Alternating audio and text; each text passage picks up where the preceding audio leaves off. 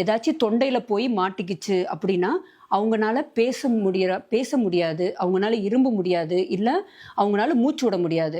So நம்ம என்ன பண்ணணும், உடனே அவங்க பின்னாடி போய் நின்று, ஸோ இப்படி ஃபிஸ்ட்டுன்னு சொல்லுவோம், இதை இப்படி கையை வச்சு அவங்களோட நெஞ்சு எலும்புக்கும் அம்பிளிக்கஸ்க்கும் கரெக்டாக கையை இப்படி வச்சு இந்த கையை மேலே வச்சுட்டு 5 டைம்ஸ் உள்ளேயும் மேலேயும் அமுத்தணும். இப்படி இப்படி 5 டைம்ஸ் அமுத்தணும் அப்படின்னா என்ன பொருள் தொண்டையில் மாட்டிட்டு இருக்கோ அது உடனே வெளியில் வந்துடும்.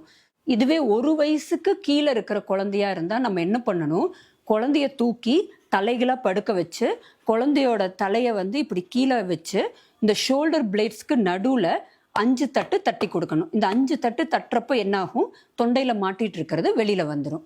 இதே கர்ப்பிணி பெண்ணாக இருந்தால் நம்ம என்ன பண்ணணும் அப்படின்னா, கரெக்டாக எலும்பு முடிகிற இடத்துல மேலால் கீழே குழந்தைய டிஸ்டர்ப் பண்ணாமல் கையை நல்லா இப்படி வச்சு அமுக்கி பிடிச்சி மேலே நல்லா ப்ரெஸ் பண்ணோம்னா அந்த மாட்டிகிட்டு இருக்கிற பொருள் வெளியில் வந்துடும்.